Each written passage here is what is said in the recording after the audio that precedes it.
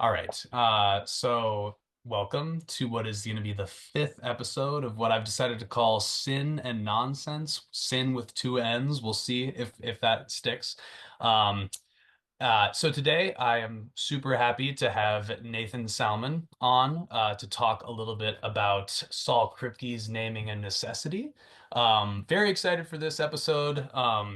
I'm of course excited for all the episodes, but Kripke's, I mean, this work in philosophy has probably been the most influential thing on my development, partially because it took me like so long to understand like the impact and what exactly he was saying inside of it. So I'm very interested in this. Like last episode was I was talking with Adrian Moore about Quine, and we talked a lot about two dogmas of empiricism, and a lot of people say that that is the most like influential article or little work of philosophy in the 20th century. But I think that there's a very good argument to be made that naming and necessity is probably the most influential work in analytic philosophy over the past 100 years or so. So yeah, so I'm very super excited to have Nathan on to discuss it. So let me pull up the questions and we can Can I go make a for it. remark about something you just said? Please. Yes, Saul Kripke was a friend of mine, was a teacher, a mentor, a colleague for 50 years. And not long before he died, maybe a few months, he and I were on a Zoom session like this for a seminar. And I think it was for a course that my partner and I co-taught at UCSB. And he said that he thought that Quine's Two Dogmas of Empiricism was the most influential article, or one of the two most influential articles of the 20th century. And Interesting. I said to him, well, look, I don't want to put you on the spot, but I would say that Naming a Necessity is the most influential. As you may know, Naming a Necessity was originally published as a very long article. Right. And the thing that Right. you held up was a monograph that's a reprint of that Yep. very long article. So it was transformed into basically a monograph. But originally it was an article. So I said, you don't have to agree or disagree or comment at all, but I myself think that naming necessity is the single most influential article in philosophy of the 20th century. I think he thanked me. I don't think he said that Didn't he comment. agreed or disagreed. Uh, Real. it wouldn't be like him to disagree, but he might have been modest enough not to agree. All Uh, right, all right. A little just sight into his character. yeah, But there you yeah. Nice, nice. go. Well, yeah, I would not argue there. I'm Yeah, actually very interested in what he would say would be the second most influential, but we'll get to that yeah. later. Well, I'm Um, yeah. What probably did he two say? dogmas after Okay, naming a necessity. fair enough. Unless, Um, well, on denoting. Russell's on denoting is okay, 1905. Yeah. So that's it's fair. 20th century, barely, but That's the thing is there a lot of stuff happened in the 20th century. yeah. So some, these are all And then Wittgenstein is also early. right, Yeah. right. Well, okay, so I have been, the series so far up to this point has been tracing basically the question of the proposition, the question of meaning, from Frege down, through Wittgenstein, now Carnap, and then Quine, and now we're on to Kripke. So just to begin, I think it would be maybe good to talk a little bit about Kripke's first big achievement before naming a necessity, which was just the modal semantics, like the possible world semantics for modal logic, just to give people a rough Yeah. rundown of like the Yeah. framework that we're going to be working in. And then at some point we should talk about what a proposition is, since you Yes, mentioned that. absolutely. Yeah, we should run through that But again. yeah, and what Kripke's views on that were. But yes, he made a very big splash when he was still in high school. He Crazy. had published his main work in the philosophy in logic, basically in modal logic. So modal logic is the logic of necessity, possibility, impossibility, contingency, the logic of those concepts. And he did some extremely important work. Basically invented what is now called possible world semantics when he was still in high school. So he was a genuine phenomenon, the real thing. And he published a couple of articles on that, made a name for himself. There are some anecdotes about this. There was um, Richard Montague, a famous linguist at UCLA, was working on a problem, the problem of proving completeness for the logic of necessity and possibility, modal logic. And he had a partial result, which he was going to deliver at a meeting of or I believe it was at a meeting of the Association for Symbolic Logic. But he received a telegram saying that the problem, he had a partial solution. The problem was now completely solved by some high school student in Omaha, Nebraska. Oh my And, gosh. and this was Saul Kripke. And all he knew about this, I think he read an abstract. It was completeness theorem for modal logic by S. Kripke, just the Yeah, letter S. yeah. And Montague asked, gee, I wonder whether S. Kripke is a man or a woman. And somebody who knew Kripke said, it's a child. Right. Which I So mean, that yeah. was yeah, that's the story about that, right? Nice, nice. And then the But yeah, naming necessity, which you just held up the monograph, is actually a transcription of lectures that he gave when he was about, I want to say, 29 years old, okay. um, at Princeton in January of 1970. Right. Right. Okay. Yeah. And so that's like 20 years or so after Two Dogmas, something like that. Just to give a broad picture. So so and okay, this is kind of an aside, but I am interested, like Carnap was working on like the idea of possible worlds a little bit before, and like various people were, like Lewis and stuff like that were working on it, correct? A Yes, CI Lewis, that is. right, I But know. yep, yep, okay. Yeah, so the idea goes back to Leibniz, Okay, the yes, philosopher of course. Leibniz, who was one of the inventors of the calculus. He was a great mathematician and a great philosopher. And his basic idea, which sounds almost like trivial nowadays, Right. is that to say that a proposition is necessary is to say that it's true in every possible world. And to say that a proposition is possible, possibly true, is to say that it's true in at least one possible world. To say that a proposition is impossible is to say that it's true in no possible worlds at all.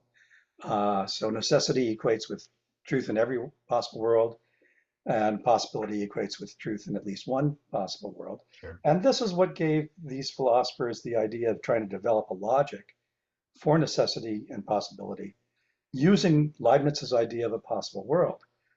And the basic idea is this: we already knew, really, we've known this since the time of Aristotle, uh, in some sense, what the logic of every and some Right. is, right? The logic of what's nowadays called the universal quantifier and the existential quantifier.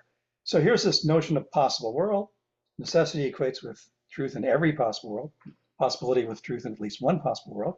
We already know the logic of every and some. And so combining those two, putting those two together, we should be able to develop a logic for necessity and possibility, right? Just using Yep. our antecedent knowledge of the logic of all and some, applying it to possible worlds. Yep. But there were certain questions that were left unanswered, certain principles that people thought Hmm. ought to be or maybe shouldn't be regarded as truths of logic, and different systems of modal logic were invented, mostly by Lewis, that you mentioned. And some Sure. of them just had no intuitive basis at all, but there were a host of systems. And a question was, well, what's the logic? Which one's correct? And or if is there just one correct modal logic, and if so, which one? And the question of completeness also comes up, which is, can we axiomatize all of the truths of this system I or that see. system or the correct system of modal logic? And this was basically codified by Kripke. Yeah. Okay. Got it. And so then moving right on to what you kind of touched on is this idea of like the proposition. I'm actually very interested because I haven't gotten Kripke pinned down on this, but this notion that again we got the quantifiers over possible worlds, but then we have this notion of truth in a possible world. And when talking with Soames, like, and we're talking about Wittgenstein with Moore, like we have this idea established that basically propositions or thoughts. These are things that represent the world as being a certain way. So being true in a possible world is going to be something like, the proposition is true in that possible world if it represents the world as being that way. However, what is Kripke going to want to say about propositions? Yeah, so let's put that a little bit more carefully. Yeah, absolutely. Proposition is true in a possible world if that possible world is as that proposition presents or Yes, represents. Okay, absolutely. yeah, Nice. something like that is the case. And so let's see. Let me just say, let's back up just a little bit, one step. What is a proposition? Well, a proposition is, you can think of it this way. It's the um, a piece of information that's contained in a declarative sentence. Yeah. So start with a simple sentence like Socrates is wise. That contains information, maybe true, maybe false. That piece of information that Socrates is wise is a proposition. And the important thing to remember about propositions, and there was some confusion about this in the history of philosophy, uh, we want to distinguish a proposition from the sentence that expresses that proposition, Right. if for no other reason than this, and this is a very important reason, the very same proposition might be expressed in one language by this sequence of words, in a different language by a different sequence of words from that language. So you know, sentences are tied to particular languages, and there could be different sentences, even within a single language, that express the same proposition.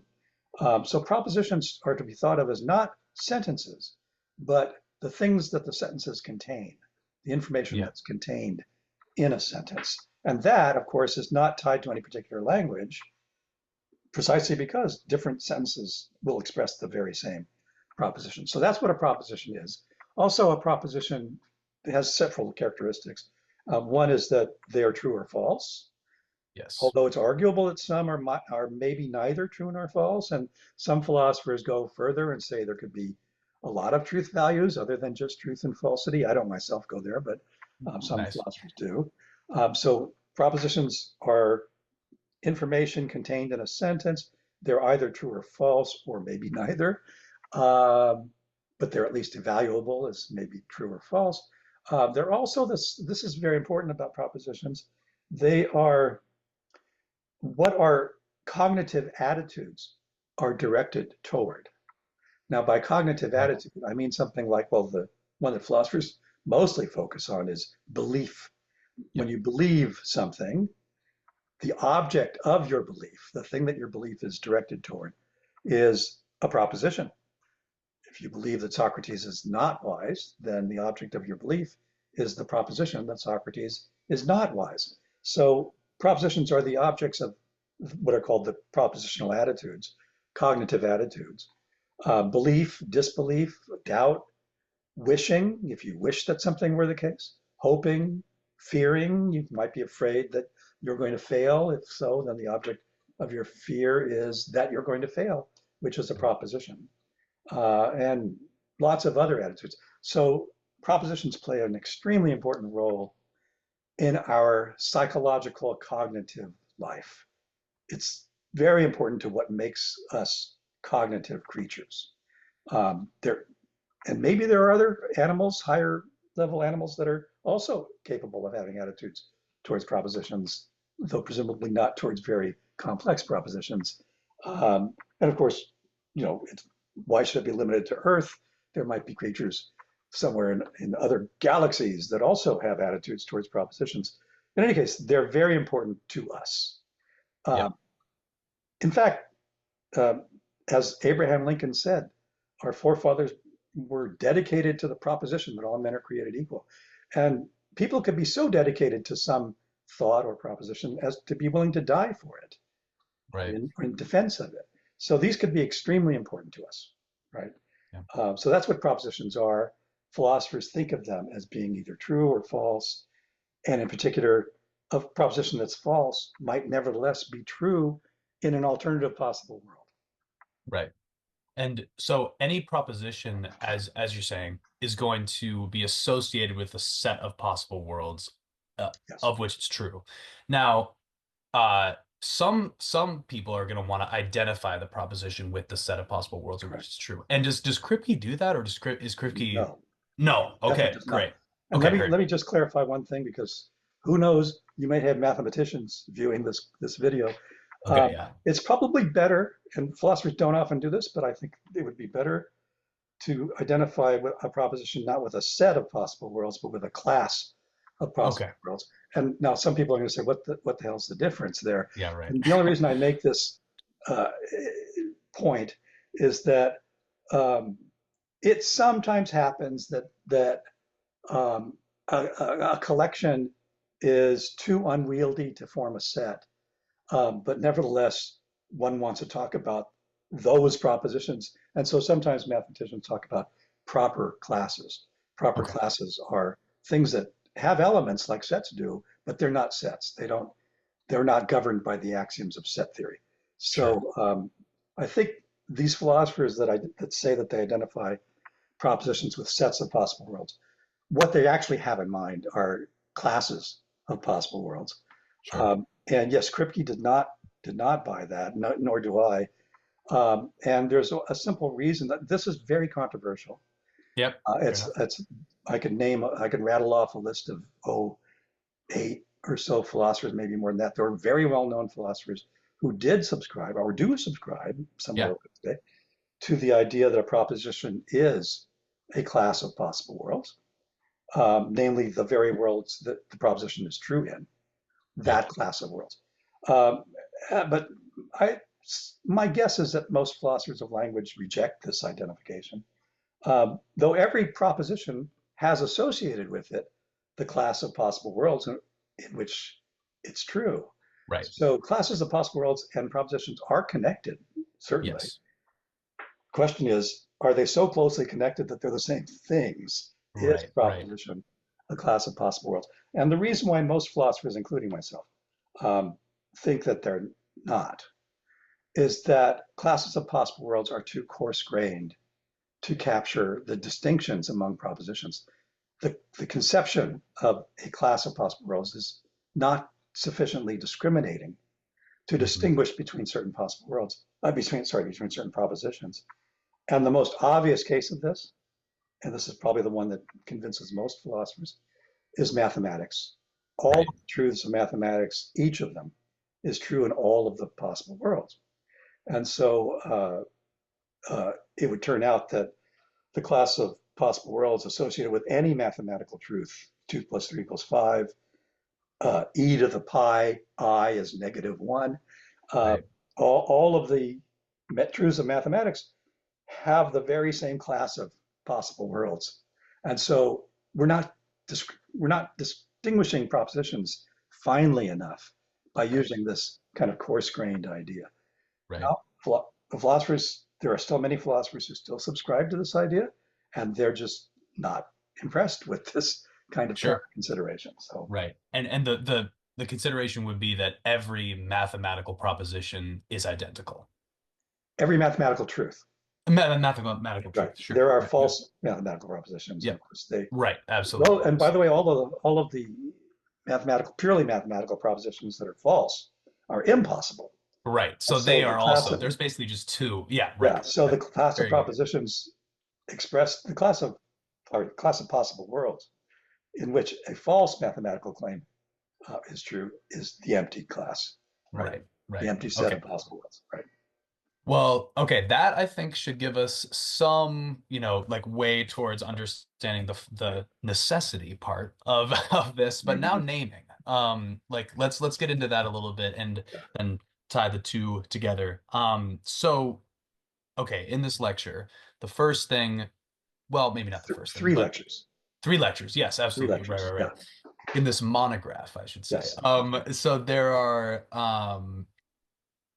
he he's taken aim at a certain way of viewing names Yeah. that broadly I'm just going to call descriptivism. And initially, first he has a version of descriptivism that he attributes to Frege and Russell. Maybe let's just lay that out first. What was that view? Okay. So yes, and of course, naming necessity is um, aimed at refuting descriptivism, Yes. right? So he's an Yes. anti-descriptivist in this sense. All right. So what's the view? Um, so there are various considerations, and we'll probably get into them, that suggest or um, strongly suggest that proper names, names like Socrates, Aristotle, um, Donald Trump, Right. proper names like these, um, and they don't not just names of famous people, but names of anyone, um, must function like what's called a definite description. Now, what's a definite description? A definite description is a phrase as opposed to a simple word. Let's put it simply this way: it's a phrase that it starts with the definite article of the language, which in English is the word the. So a phrase beginning with the word the, and it should be singular rather than plural. Yep. And for right now, I think that'll do. So an expression like the author of Waverley, that's a famous Right. definite description that was used by Russell for various purposes.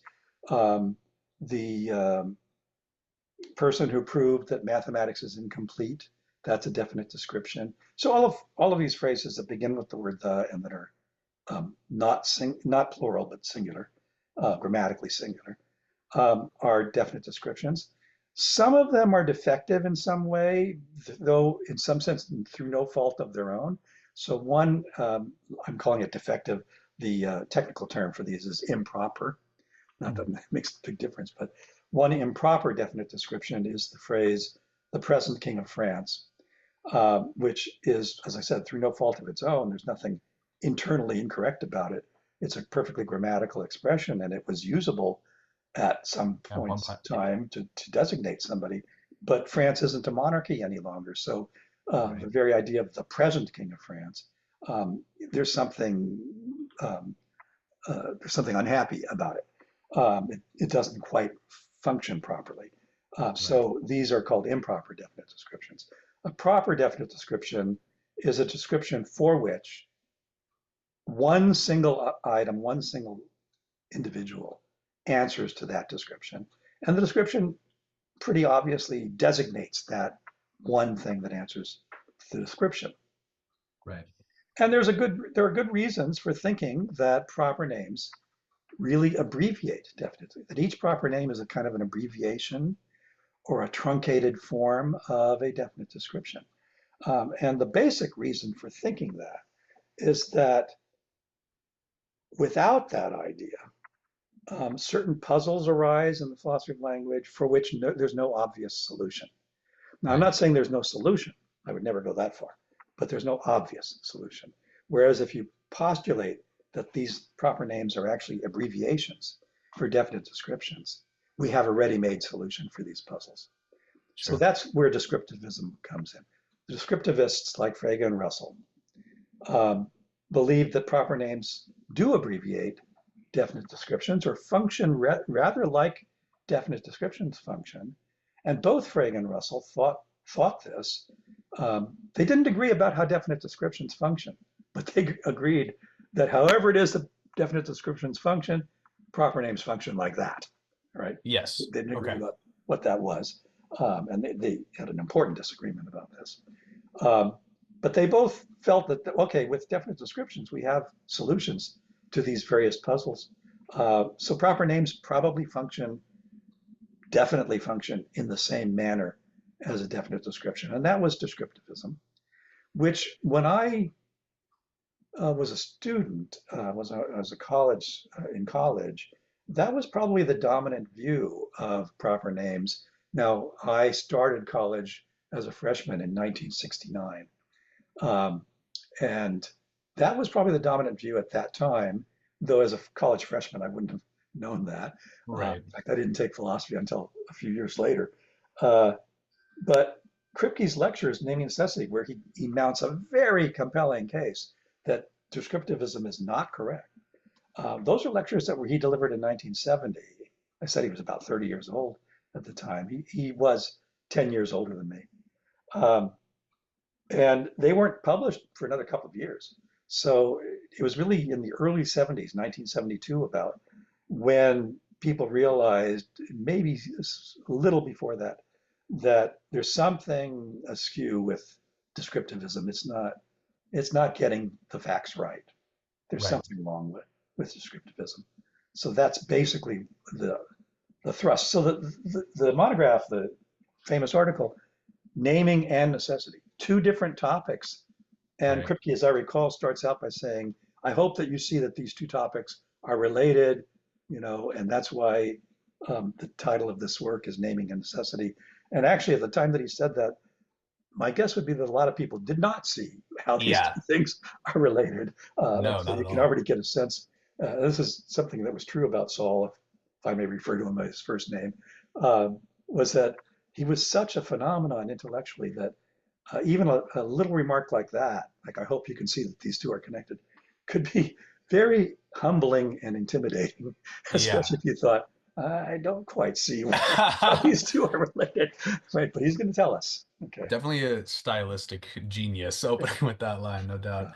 Well, and so okay, one aspect of descriptivism that I just want to sort of like headline is so the reference to an object using a proper name on this view is going to be in some sense sort of like by way of one of the object's properties, essentially, right? Like is that like make that Yes. more So clear, but a description, a definite description designates by yes. describing, Yes. hence the term description, right? It designates something through a description of it, which can be thought of as a conceptualized representation Yeah. of the thing. It's a conception of the thing or a representation of the thing through its properties, by Right. means of characteristics, features of the object. Right. The contrasting view of proper names is that they designate things, but not through their properties. They're more like mere labels, a Yep. label that does not describe, but merely labels the object, Yes. right? And that Yep. was the view of John Stuart Mill. John Right. Stuart was a non-descriptivist about proper names. Was definitely anti-descriptivist. I mean, very strongly anti-descriptivist about proper names. So on Mill's view, descriptions functioned one way, proper names completely differently in an entirely um, kind of non-descriptive kind of way. And um, uh, Frege and Russell, who came after John Stuart Mill, thought well, Mill can't be right. There has to be some descriptive content even to a proper name. And I think that was the dominant view until Kripke's lectures. There were maybe one or two other philosophers who questioned this, but certainly the Sure. dominant view, the consensus among Hmm. philosophers was that proper names function rather like definite descriptions. And it wasn't, with naming necessity, of course, I think now very few philosophers would still maintain this, thanks Yes. to Kripke. Right. Wonder if we could just really quick run through like a couple of the problems that descriptivism was sort of solving. Maybe Sure, like yeah, sure. like some of the things about like you know, like with the propositional attitudes. I think that you were writing it like could we just go there, right? Yes, Straight to absolutely. that. So let's start out with the simplest one, which I've called Frege's puzzle. And Yeah. so Frege actually did present this puzzle, and then I actually wrote a book about it, which is called Frege's puzzle, and that's now what it's normally called, Frege's puzzle. So Frege's puzzle seems to be about statements of the form A equals B. A is Yeah. the same thing as B. These philosophers call these things identity statements. Mathematicians call these things equations. Okay, A equals B. Um, but they're basically statements to the effect that A is the same thing as one and the very same thing as B. And Frege raised an interesting question about these identity statements. And Frege seemed to think that his puzzle, which I'm about to present, was generated by the notion of identity, of being the same thing. I think we now know that that's not what's creating the puzzle. It's actually coming from the very idea of designating. So here's the idea. Take a true equation or a true identity statement, like, well, Frege's example. Let's take his example. The most famous one is Hesperus is phosphorus. Hesperus means the evening star or the first heavenly body visible at dusk. Phosphorus means the morning star. which is the last heavenly body still visible at dawn. Um, these were thought to be stars. In fact, they're not. They're planets. And in fact, they're the same planet, at least according to the philosophical story. They're both the planet Venus. So the morning star and the evening star, or Hesperus and Phosphorus, are the same. So take that statement, Hesperus equals phosphorus. And Frege raises the following question. He says, how could that statement, especially given that it's true, um, say anything different from the simpler statement, Hesperus is Hesperus, which is the evening Right. star is the evening star? Don't they just say the same thing? If Hesperus is phosphorus, then what you're saying when you say that Hesperus is phosphorus is this thing is this thing, and they're the same thing. So you're saying this thing is this thing. And that's what you're saying when you say Hesperus is Hesperus. So aren't all these statements, Hesperus is phosphorus, just trivialities? They just Right. amount to the assertion of self-identity of a particular object. And then Frege went on to say, no, they don't do that. They're not just assertions of self-identity. And why not? Well, think about equations or identity statements that were great discoveries. In fact, Hesperus as phosphorus, that's an example of a great discovery. People in ancient times didn't realize that the morning star and the evening star, first of all, isn't really a star, but a planet, and also are the same planet. So that was a discovery. But you don't discover that Hesperus is Hesperus. That's something, it's sort of built into the logic of the situation. You don't need to Right. discover it. Whereas Hesperus is phosphorus, that was an astronomical discovery. And Frege goes through and gives several examples where it's clear that statements of the form A is B, when they're true, um, are discoveries, not something that you just know from logic alone. He also rattles off a bunch of other properties that distinguish A equals A from A equals B. For example, A equals A is, as he says, a priori, whereas A equals B is a posteriori. Right. Maybe we'll talk about that. He says A equals A is uninformative, whereas A equals B is an informative statement. Um, A equals A is what Kant would call analytic, whereas A equals B is what Kant would call synthetic. So there are these various um, properties that distinguish identity statements that are trivial from the ones that are not. And so they seem not to say the same thing.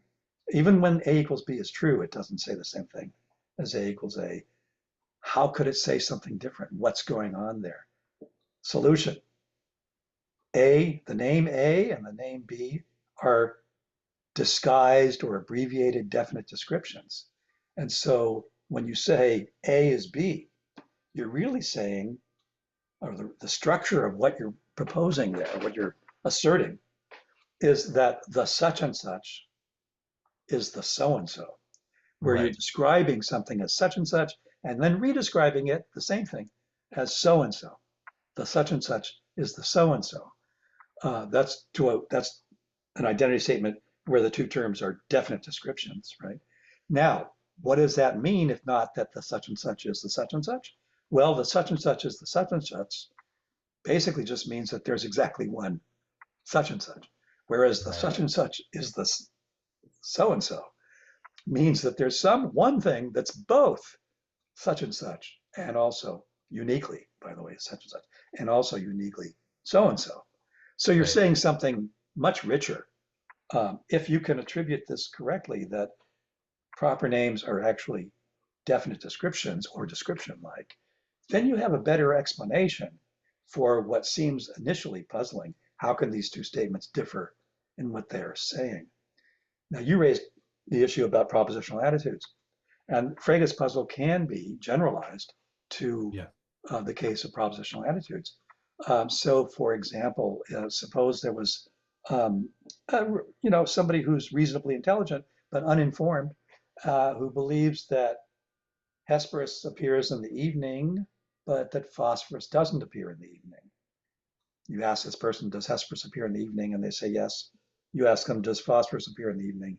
They say no. Okay, well, it appears that, let's give this person a name. Let's say it's Jones. Jones believes that Hesperus appears in the evening, but Jones does not believe that phosphorus appears in the evening. Now, That represents what philosophers call a failure of substitution, a failure of Mhm. substitutivity. Start with the sentence, Jones believes that Hesperus appears in the evening. That's true. The name Hesperus is just another name synonymous with the name phosphorus. So that is, Hesperus is phosphorus. Right. So given the identity of Hesperus and phosphorus, in logic, when you're given an identity statement, you can substitute one term for the other, and that will preserve the truth value of your original statement. So let's take our original statement is Jones believes that Hesperus appears in the evening. Make that substitution, which would be licensed by logic. It's called that substitution principle. Um, Logicians call that Leibniz's law. Yeah. Mentioning Leibniz again, um, and you get, as a result, Jones believes that phosphorus appears in the evening, which is false. So you start with a true statement, you make a substitution which is licensed in mathematics. Certainly, substitution equality works in mathematics, Right. works generally in logic, but you get a false statement as a result. So this is called failure of substitution. And there are many contexts in which substitution fails. And these have always interested philosophers. Why does the substitution fail? What's going on there? Can we explain the failure of an otherwise valid substitution, an otherwise valid move, inference move? Right. Descriptivism provides an explanation. Yep. And that's what Frege and Russell thought was, here's an important consideration in favor of descriptivism. Um, Using descriptions, we can explain what's going on. And I'm going to give you a rough description of it. A fuller description would you'd have to take my course, which I'm going to be teaching at UCLA Oh, starting great. in January. Um, I'd love to. yeah. No, continue. um, so here's the basic idea. When we say that, take the statement, Jones believes that Hesperus appears in the evening. Um, that asserts a relation as a holding between a pair of things, one of which is Jones. All right. What's the other thing that we're saying that Jones is related to when we say Jones believes that Hesperus appears in the evening? A natural thought is Hesperus. We're asserting that Jones is related to Hesperus in a certain way, but that's precisely what gives rise to the failure of substitution. That's what gives rise to the thought that the Right. substitution ought to go through. Because if Jones is related to Hesperus by believing that it appears in the evening, isn't Jones related to phosphorus in the very same way? No, Jones isn't. But if it's just a relation between Jones and Venus, why not? And the answer that you get from Frege and Russell is those are the wrong two things. The thing Yeah. that you're saying Jones is related to when you say that Jones believes that Hesperus appears in the evening is not Hesperus. It's that Hesperus appears in the evening. Now, what's that? What is that Hesperus appears in the evening? It's a proposition, A right? proposition. So what you're Yes. doing is you're saying Jones is related by believing to the proposition that Hesperus appears in the evening. Okay, not that by itself isn't a solution, but we're making progress. Right. What about what happens when you make a substitution and you get a failure? The proposition that phosphorus appears in the evening isn't the same proposition as the proposition that Hesperus appears in the evening. Caveat, I think it is the same proposition. Okay, got it. Yeah, but we'll get to but yeah, that. but that's a very, very, let me put it Controversial.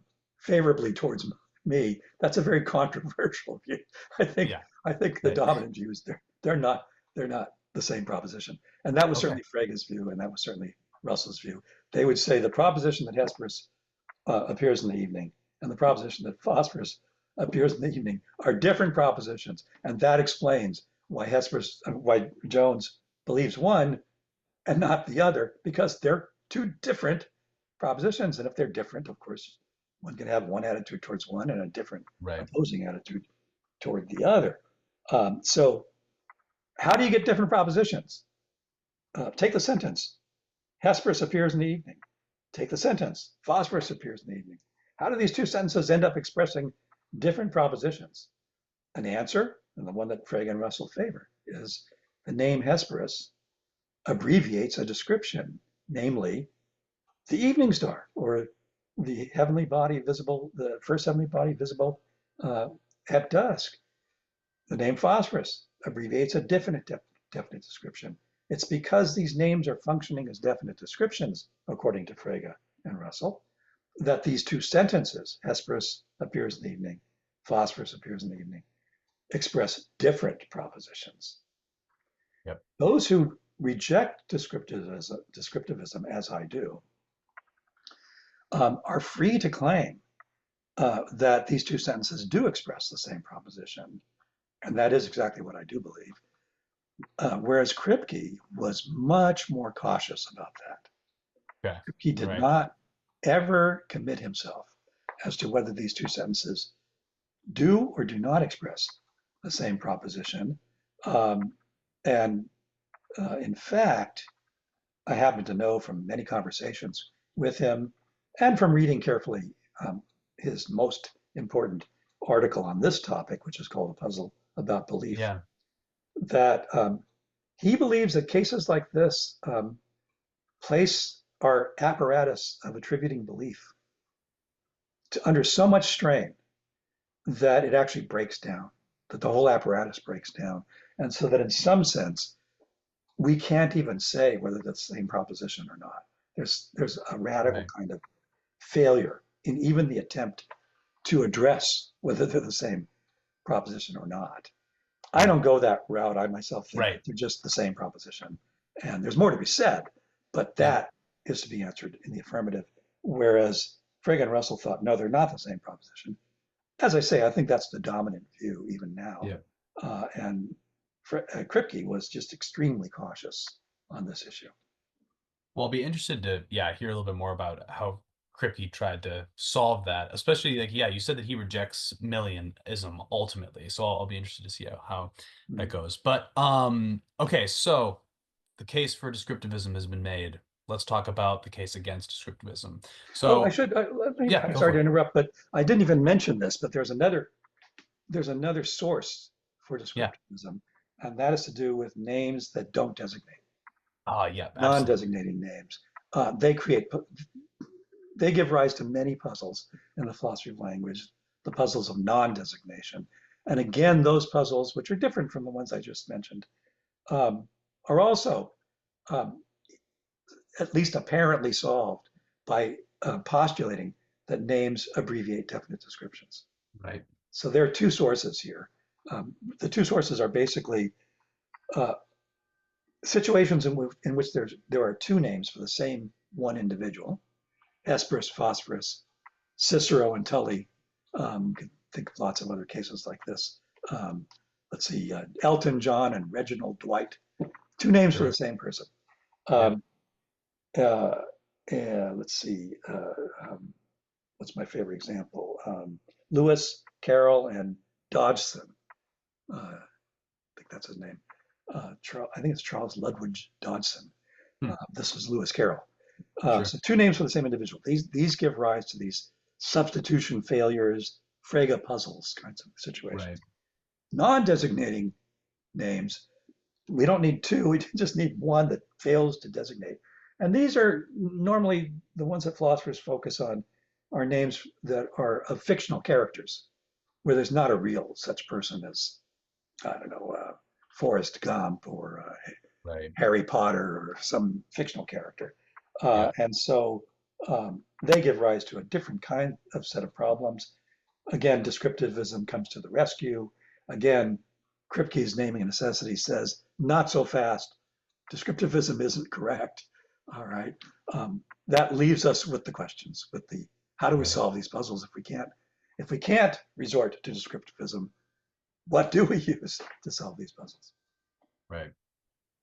Okay, one thing that I wanted to say I'm realizing before we jump into the case against descriptivism is that I don't think it's going to be essential to harp on this, but there's like a second sort of wave of descriptivism, which instead of, the description being a conjunction of, just the description so and such and such or whatever, it's going to be like a cluster of basically just like a disjunction of like it's either the so and so or the such and such or the whatever. But But look, I don't think we need to get into that. I think as long as you don't think that there are any big I don't complications think that they could come up. raise any any new issues there. Yeah, So let me just briefly encapsulate them. The traditional descriptivist view is that it's a definite description has to form thus the thing having such and such properties, right. or the thing the such and such. Yep. And the cluster theorists, and probably the main character here, the main philosopher is John Searle, who I think claims to have found this view in Wittgenstein. Hmm. Um, and their view is instead of having one set of properties, we have different sets of properties. And the name designates in a rather complicated way by saying it designates whatever satisfies um, some subset of these properties, uh, or best is best described in some subset of these, but it needn't satisfy all of Right. these properties. It just has to satisfy maybe most of them, or maybe with some of them counting more heavily than others. So a much more complicated picture than a simple definite description view. But as Kripke pointed out, the cluster description theory really is a special kind of description theory. And the Right. arguments that Kripke is giving against descriptivism apply just as much to the cluster Yes. view. Yep. Okay. Great. Um, and yeah, if any complications come up with that, then we can address them. But all right, so I'm thinking of Kripke's argument against descriptivism broadly in sort of just two phases. And I put it in the notes as like he has an epistemic argument and a modal argument. Mm-hmm. So yeah, an epistemic argument just being basically I'm thinking about Kripke points out that if descriptivism is true, some propositions are going to be a priori that shouldn't be a priori. Can we Something talk like about that, yeah. that? Yeah, cool. So yeah, so actually this characterization of the arguments as being modal, now I actually prefer the term epistemological rather than epistemic. Uh, Okay. and actually, that's a terminology that I used when I wrote my dissertation when for my PhD. I looked at Kripke's at naming and necessity very carefully and realized that he wasn't giving just one kind of argument against descriptivism. He was giving two Yeah. different kinds, epistemological and modal. And then when I looked more closely, I realized, well, some of these arguments aren't really either epistemological or Hmm. modal, but they're more directly semantic. And so that's the Interesting. way I put it in my dissertation, that there are actually three kinds of arguments that Kripke is giving, though he doesn't label them as such. Yeah. There are three different arguments that I can find. Maybe there are more than that, Yeah, right. giving against descriptivism. I think it was just sort of throwing a whole bunch of stuff out there without trying to classify or catalog. And that was Right. actually more what I took to be my job, or part of my job in my dissertation. So yes, so a priori, what's that all about? And then we'll talk about, well, we talked a little bit about modality already, but because that's the idea of necessity and possibility. But a priori and a posteriori, what's that all about? So um, the distinction between a priori and a posteriori has to do with true propositions. Uh, we say that a proposition is a priori if, by the way, this distinction concerns the what's called the epistemic justification Right. for the proposition. Now, what's that? What is epistemic justification? Well, justification means exactly what it means. To talk about an epistemic justification for a proposition, um, we're we're concerned with what would warrant someone believing that proposition. What would make it rational to believe that proposition? And that's called an epistemic justification for the proposition. Epistemic means knowledge.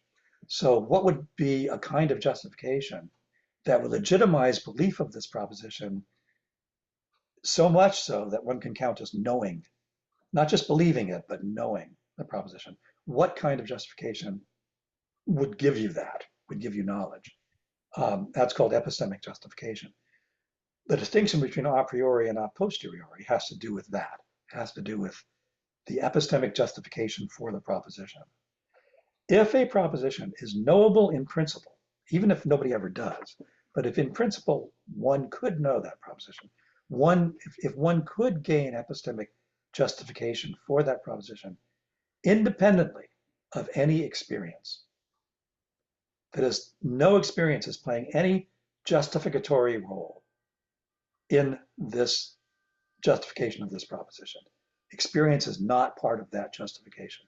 If a proposition has the possibility, at least among humans, uh, of an epistemic justification that does not rely on experience, we call that a priori. And within, that's of course a Latin phrase. The a priori, in the word priori, uh, Right. we've got the word prior, which is actually Hmm. built right into it. A priori means prior. Well, prior, what does that mean? It means without, it means before, or more broadly, without any experience. In other Right. words, it's knowable independently of experience, without relying on experience. What would be an example of a proposition that's a priori? All of the truths of arithmetic are examples of Yeah. that. In fact, any provable, any theorem of mathematics is a priori. Now, to say that a theorem is a priori is to say, not to say that you do know it independently of experience, but that one could, in principle, know it just through a proof. Right. Um, so, uh, if a mathematical theorem is, if a mathematical claim is a theorem, if it's provable, the proof is the justification. It provides the justification for that um, proposition. Uh, Now, you may not follow the proof, in which case it won't justify it for you, but in Right. principle, it's justifiable by means of that proof. And here's an important point. When you go through a mathematical proof, no doubt you have some experience. You'll be seeing things, you might be even uh, feeling various attitudes about it, but certainly you might visualize things. Um, so there are some experience that attends the proof, but they're Yeah. not part of the proof. That's Right. not part of what's justifying the proposition. What justifies your belief in the proposition is the proof itself. Never Right. mind what experiences you do or don't have in connection with the proof. So if what's involved in the justification is is proof but not experience, that's an a priori proposition. A posteriori propositions are just simply true propositions that are not a priori. So, in other Right. words, it's not knowable independently of experience. One must resort to experience in order to know the proposition. And these are most of the propositions that you know. They're mostly a posteriori. Um, and so that's the distinction that is of interest to epistemologists and philosophers, the distinction between a priori and a posteriori. Let me mention this, that the notion of an a priori proposition is very puzzling philosophically. It's especially puzzling if, as many philosophers have, you hold to the view, which is called empiricism, that all knowledge, all, let me put it this way, all genuine knowledge Yeah. is ultimately based on experience, is ultimately derived from experience. Now, if you hold to that empiricist thesis, that all knowledge or all genuine knowledge is ultimately based on experience or justified on the basis of experience, what do you do with mathematics? What are we supposed to say about these propositions that seem not to conform to this empiricist standard?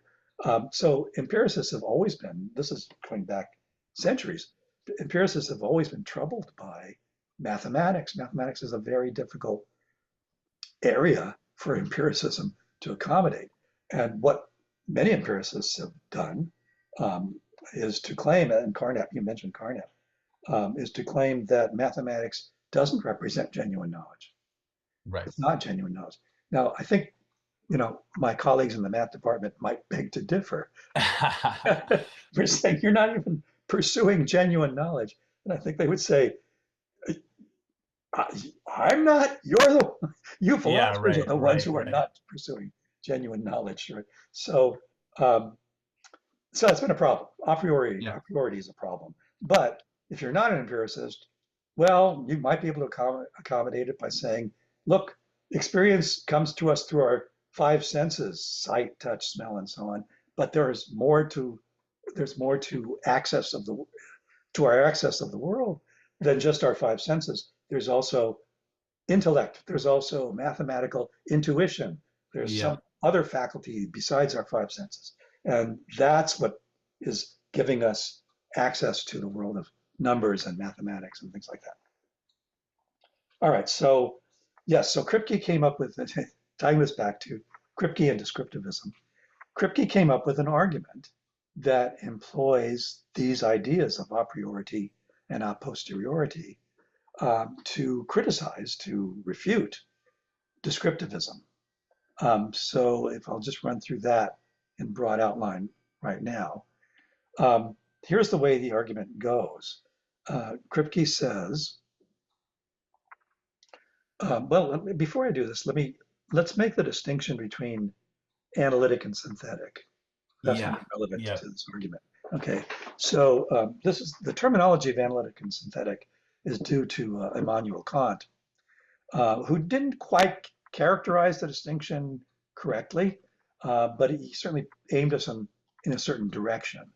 And by the way, empiricists have often, like Carnap, have often relied heavily on this distinction between analytic and synthetic in order to deal with mathematics. Um, but some empiricists, like Quine, deplore the analytic synthetic distinction, and so Quine especially. Um, so it's something that some philosophers are fond of, others not so much. So what's the distinction? So again, we're going to be dealing now with true sentences. And Kant pointed out that some true sentences um, seem to be true independently of the facts. They don't seem to require that there to be any fact, and they're just true anyway. And examples of this kind of sentence that's true, but doesn't seem to describe any fact, or at least as they sometimes put it, no fact in the world is so described. No fact in the world. Are sentences like, all bachelors are unmarried. Right. Now, when you think about all bachelors are unmarried, well, what's a bachelor by definition? It's just the very meaning of the word bachelor that a bachelor is an unmarried man, right? So it immediately follows by logic that all bachelors are unmarried. But is there any fact in the world that that captures? Is there something about the world that makes it true that all bachelors are unmarried? It's not like, to contrast that with a synthetic sentence. So all bachelors are unmarried is analytic. A synthetic sentence is something like, some bachelors are lonely. Right. That's also true. Some bachelors are lonely, but it's not just by definition. It's not as if bachelor means some lonely men, right? Right. So some bachelors are lonely. That describes a real fact about the world. That's a sociological fact about the world that some unmarried men are lonely. Um, so that's a synthetic sentence.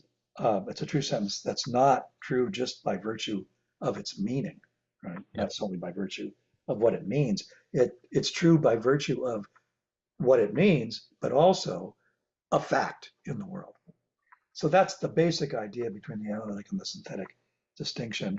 One way to put it is that what makes an analytic sentence, sorry, what makes a synthetic sentence true is a collaboration between Yeah. what the sentence means and a fact in the world, whereas what makes an analytic sentence true is simply what it means. You don't need any further fact in the world to make the sentence true. Um, there's a problem with that characterization. I don't think this gets things right at all myself. Okay. I would put it, I think the better way to put it is this.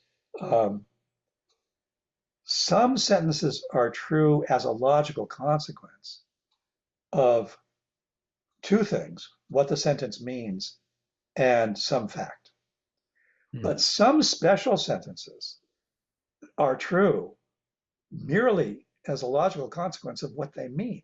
The very fact Okay. that they mean what they do entails that the sentence is true. Most sentences are not like that, but some sentences Sure. are like that.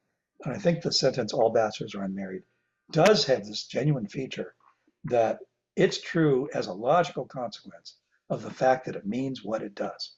Whereas the sentence, some bachelors are lonely, it's true, but not just as a logical consequence of what it means, rather as a logical consequence of what it means and some fact in the world, some sociological fact, Sure.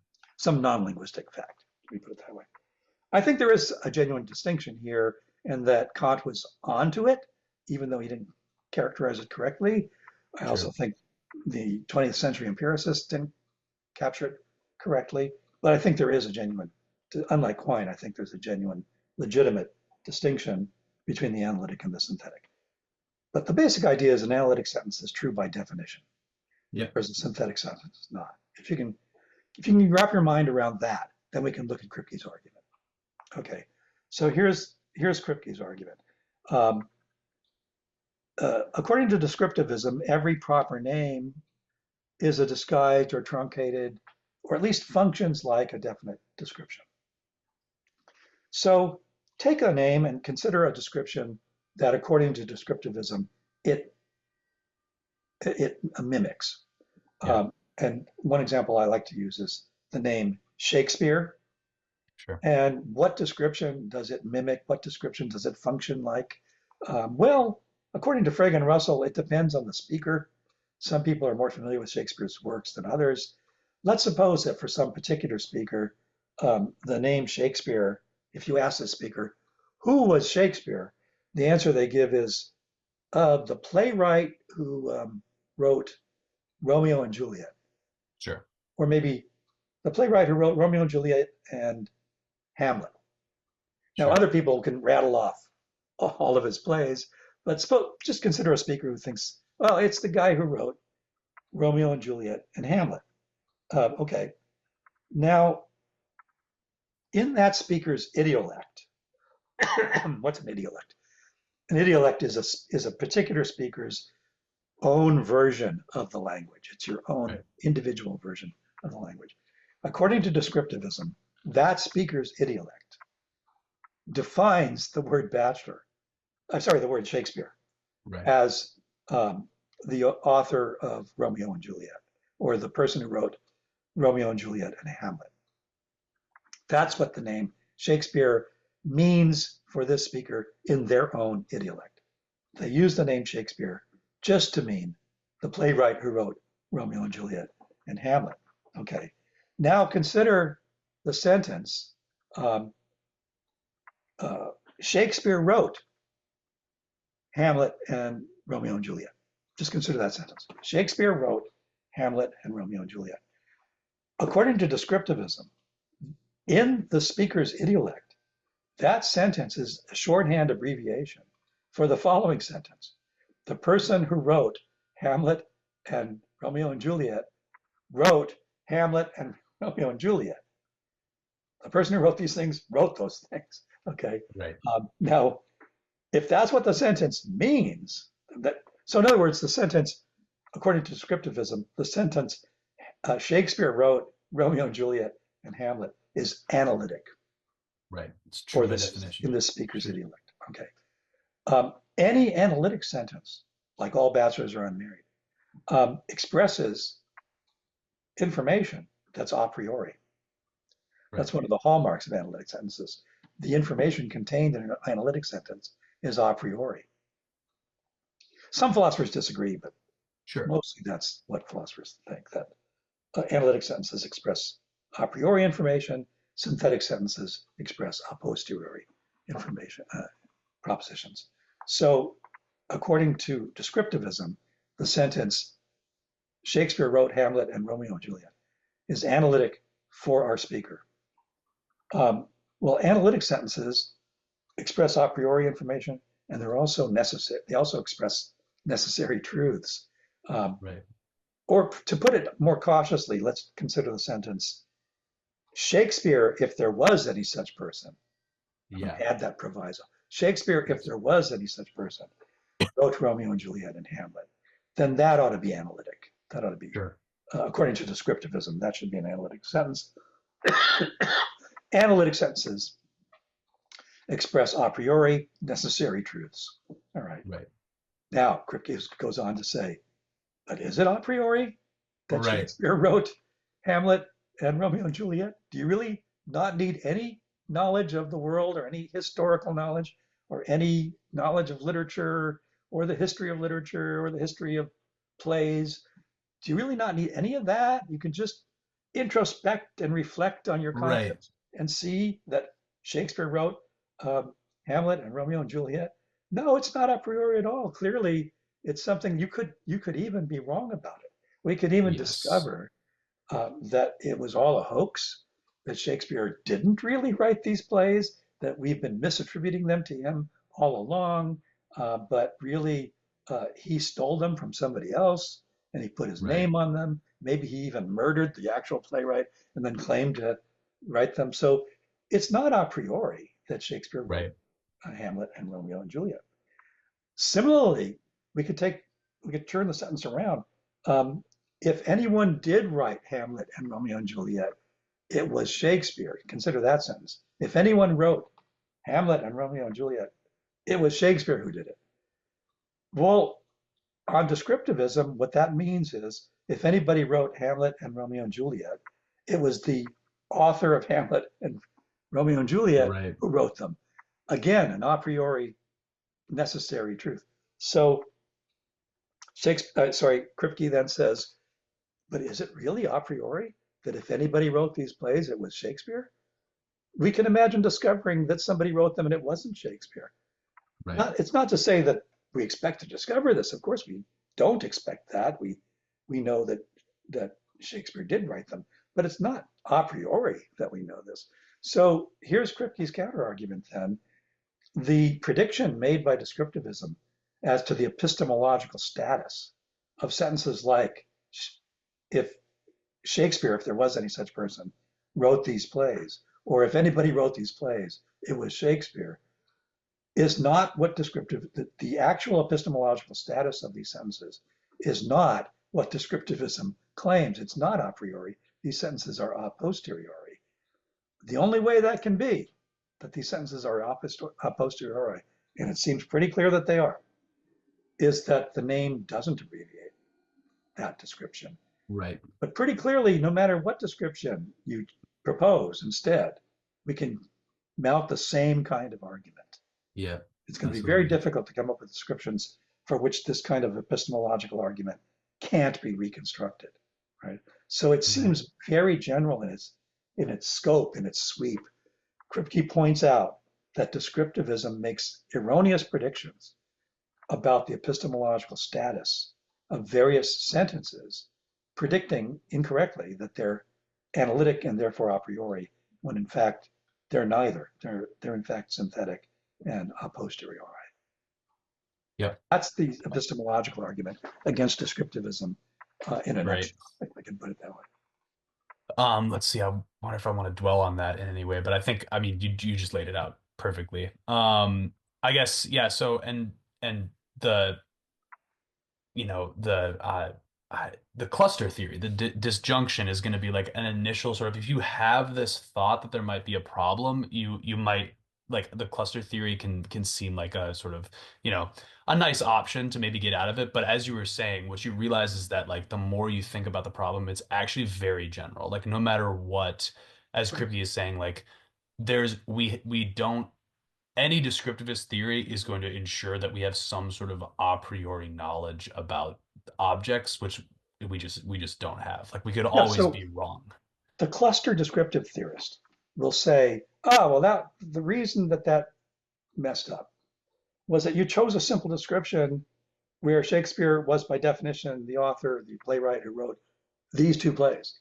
But what if we take Right. all of the plays attributed to Shakespeare and, as you use the word disjunction, consider that Shakespeare means not the person who wrote these two plays, but rather the person who wrote most of the following plays, maybe not all of them, Right. right? Most of them.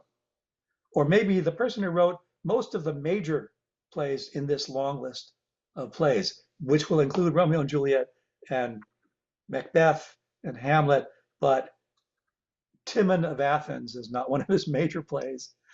So, what if we just say that Shakespeare doesn't mean the person who wrote those two plays, but rather the person who wrote most of the major ones of the following list Right. without saying which ones they are?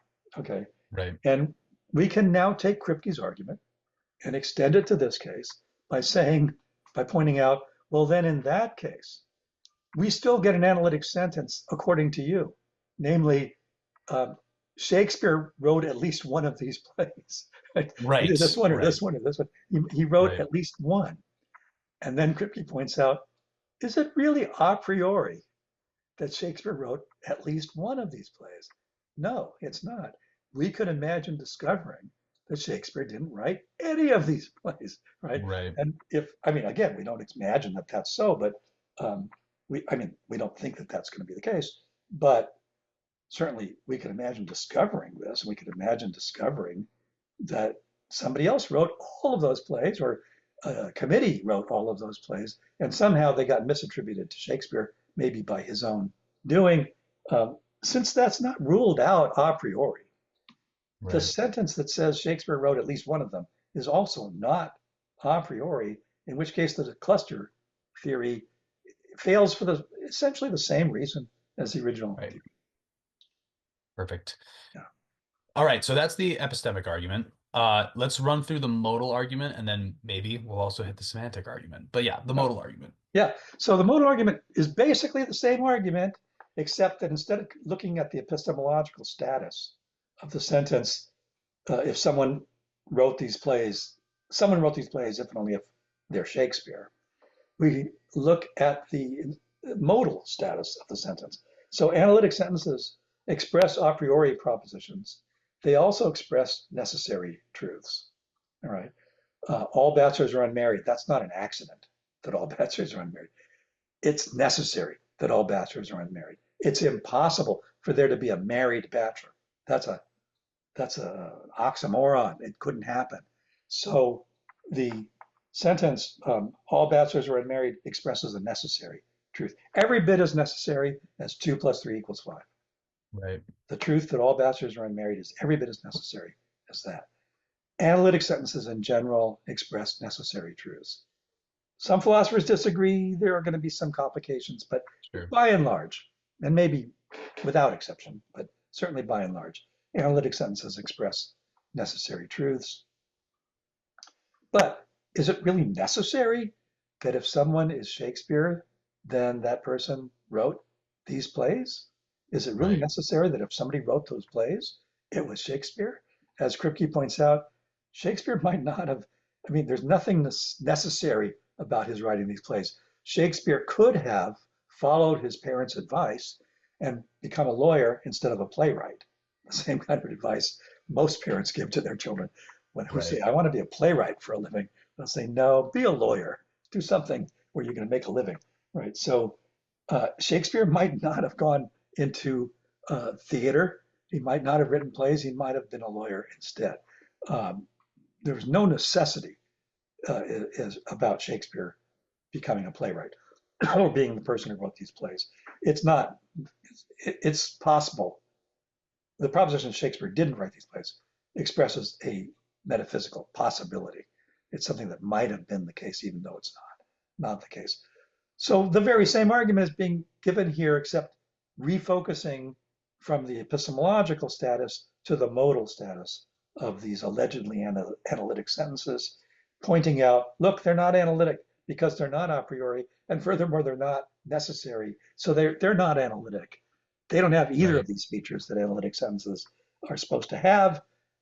And so descriptivism is giving us the wrong results. The modal Yep. argument and the epistemological argument are very, very similar in structure. Sure. All right. Well, and I was thinking as well about the idea of basically I guess, and this is a great segue, but the idea of how definite descriptions designate and the fact that they designate non-rigidly. Let's go there. Let's go there Okay, and yes. kind of So, and that's press this very in. important for the modal argument, by the way. Yeah. So, what is rigid designation? What is that all about? That terminology of rigid designation is due to Kripke. Yeah. And Kripke was very good at coming up at coining phrases and coming up with catchy slogans and things for his views. Uh, and he came up with this phrase, rigid designator, which is now widely used. Many philosophers use the phrase rigid designator incorrectly. So it's important to get straight about what exactly Yeah. that's supposed to mean. The concept of a rigid designator goes back to the possible world semantics that Kripke invented when he was in high school. It actually is a notion from that Mm. way of doing semantics. So here's the idea. When you're doing the semantics for a language that has operators that mean necessarily, possibly, impossibly, whatever, if you've got some uh, items in your language that express these modal notions of necessity, possibility, contingency, and so on, ordinary semantics doesn't work. You have to do something a little more sophisticated than that. And that's what possible world semantics provides, is a more sophisticated way of doing semantics for a language with modal items and modal operators in the language. The basic idea is to treat a sentence as being not merely true or false, but true in this world, true in this other world, false in this other world, Right. and so on. That is, relativize the truth and falsity of a sentence to a possible world. The same sentence that's true with respect to one world might be false with respect to a different world. So truth becomes world relative. Right. Now, a sentence that's true with respect to every possible world, that's a necessary truth. A sentence that's true with respect to at least one possible world, that's a possible truth. So we've got Mm. ways of dealing with the modal notions now. How do we make sentences true with respect to one world, false with respect to another? How can we get that result? How are we going to make this? How are we going to engineer the semantics so that that's the result? And Kripke observed correctly that we have to look inside the sentence at the words that make up the sentence and relativize them as well to possible worlds. So one of the things that you're going to do is you're going to take any designating expression, which we can call a designator. So a designator is any designating expression, which will include definite descriptions and proper Sure. names, maybe other things like pronouns, variables, like the variables of algebra. Yeah. These are all designators.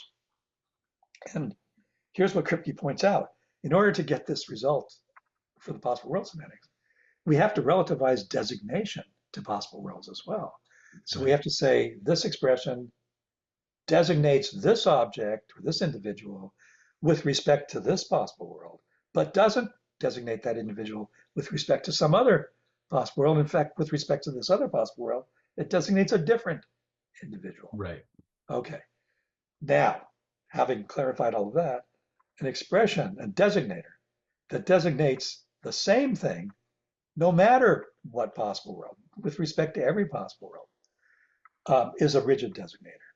So rigid basically just means it doesn't vary. It's not. It's not. What's the word I'm looking for here? It's not flexible. Yeah. It's rigid, right? So it's in a certain sense married to a particular designatum. It designates Yeah. the same thing with respect to every possible world. Now, Kripke was worried a little bit about well, what if the object doesn't exist in a given possible world? Right. So he modified his notion of a rigid designator so that it's a little bit more complicated than what I just said. A Sure. rigid designator, let me put it this way, this is more precise. A term is a term rigidly designates an object X. That means that the term designates X with respect to every world, every possible world in which X exists, Sure. and never designates anything other than X with respect to the worlds in which X doesn't exist. So that's the real notion of a rigid designator. Um, Perfect. what would be an example of a rigid designator? Well, the obvious examples of rigid designators are the numerals of mathematics. Like Hmm. take the numeral Yeah. 3. What does it designate with respect to the actual world? The number 3. The numeral designates the number. Well, what does it designate with respect to a world in which there are 10 planets instead of or 8 planets instead of however many planets are? Yeah. Um, Right. they believe that there are 9 now. Yeah. Yeah. So just take a possible world where there's a different number of planets. Yep. What does the numeral 3 designate with respect to such a world? The same thing, the number 3. So in other Right. words, it's not going to vary. The, Yep. the particulars of the possible world won't make any difference. The numeral when you're talking about that possible world, the numeral will still be a way of designating the number three.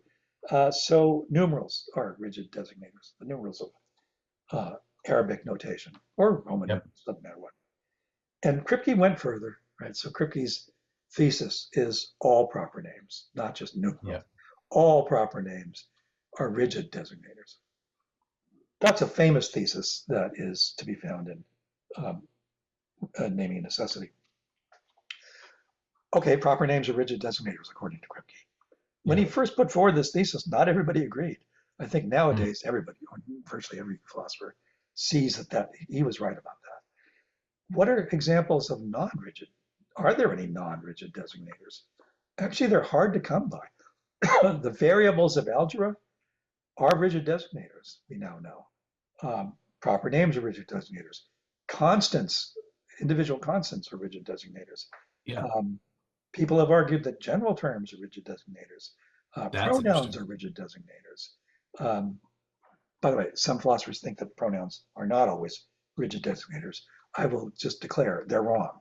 Pronouns are, in fact, rigid designators. It's, in fact, very hard to find non-rigid designators, but there's one class where it seems to be that they're not rigid, at least as a rule, and they are definite descriptions.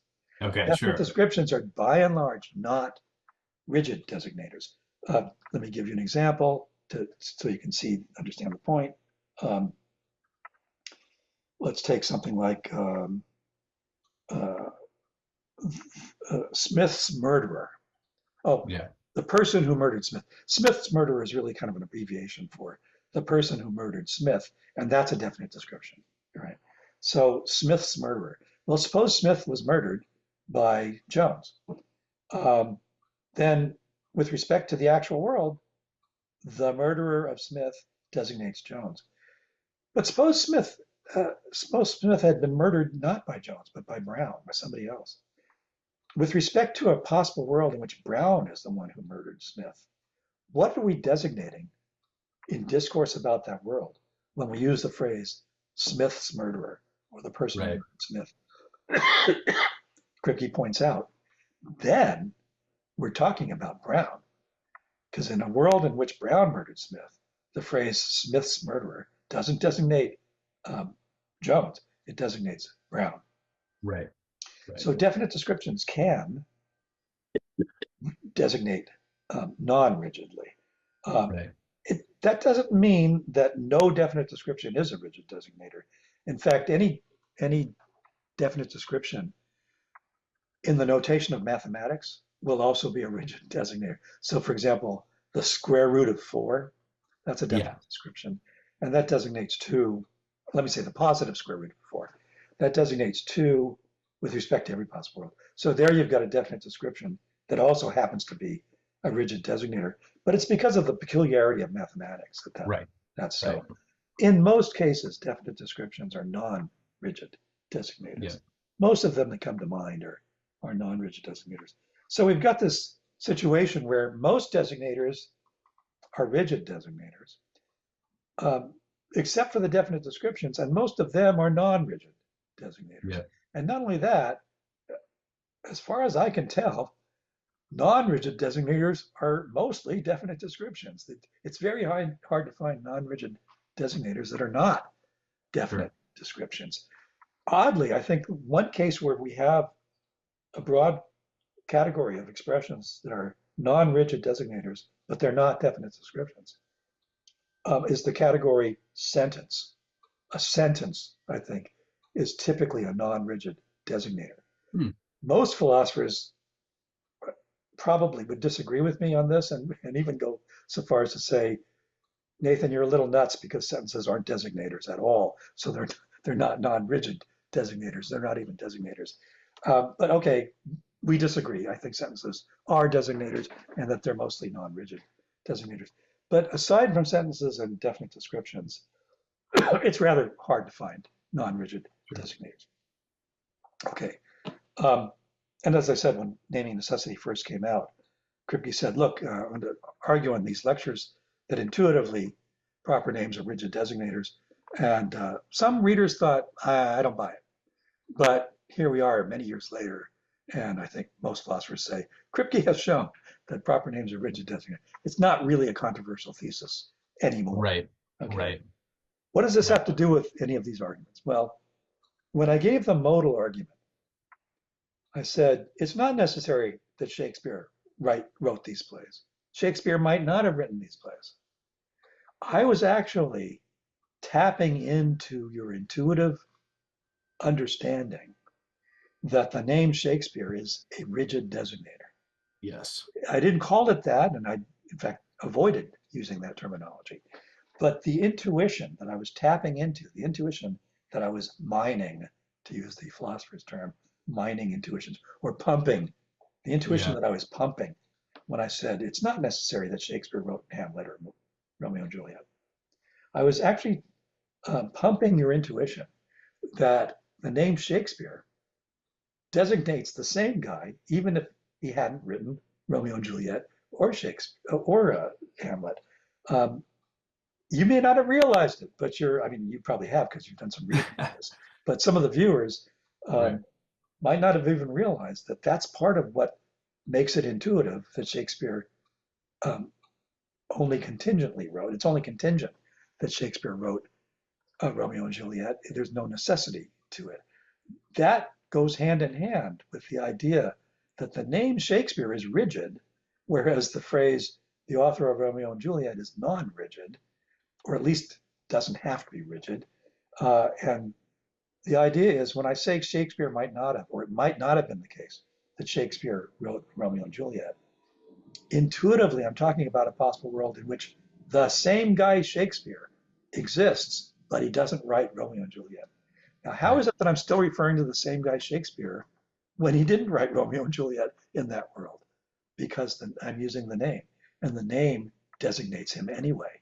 It doesn't Right. need to follow any description at all. It just rigidly designates William Shakespeare. And so the idea that proper names are rigid designators is actually implicitly, tacitly, a part of the modal argument Sure. against descriptivism. Yep. Yep. Well, yeah. Okay. Yep. Yep. And is there a way that, like, for example, like to say that, Shakespeare wrote, if Shakespeare is the definition of Shakespeare is the definite description, the so and so, we could imagine a possible world where a different object is the so and so, Right. right? Um, That and was the Smith's murderer case, was that? what'd you say? Smith's murderer, that case? Exactly, That exactly, was a case in exactly. point. And so then we can just think about that sentence and whether or not we think it would be true under those conditions. And that's sort of, I feel like, right, where that intuition kicks in is Yeah. like, well, that sentence, that's not what I mean when I say that. What Mhm. I mean is that this particular object. Okay, Yeah. cool, cool, cool, cool. And then, so this raises questions that people have addressed, are scientific terms like mass, energy, species, hmm are they rigid designators, non-rigid designators? How does science work? How does the language of science work? Um, Let me mention one other thing, by the mm, way. When we talked about Mill, thinking that proper names are just labels, they don't have any descriptive backing. Um, the idea that names are rigid designators is in a very obvious way um, uh, part of Mill's view. Now, Mill yeah, didn't talk about rigid designation. He didn't know about modal possible world semantics.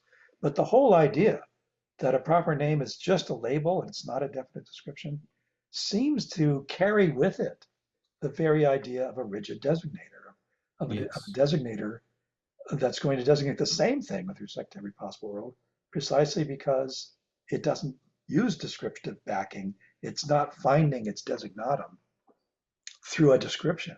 It's mhm, rather tied to its designatum much more directly than that, not through description.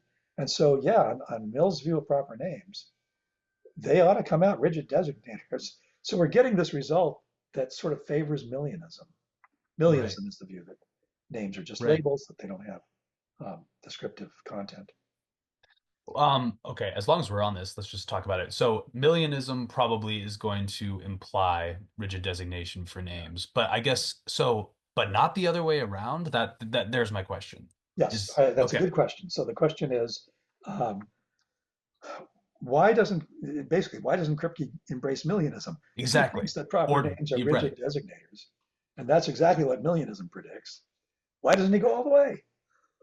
why why hold off and hold back and say, I don't endorse millionism, but I certainly don't endorse Fregeanism either. Right. Um, so uh, it reminds me of a line from a Jackson Brown's song. Uh, Jackson Brown in one of his songs says something like, I'm no Democrat, but I'm certainly no Republican. so, Sure. so we could say something like this about Kripke. Um, Right. he's no million, but he's certainly no descriptivist, right? So Right. what is his position? He's if he's so anti-descriptivist, why not go all the way toward millionism?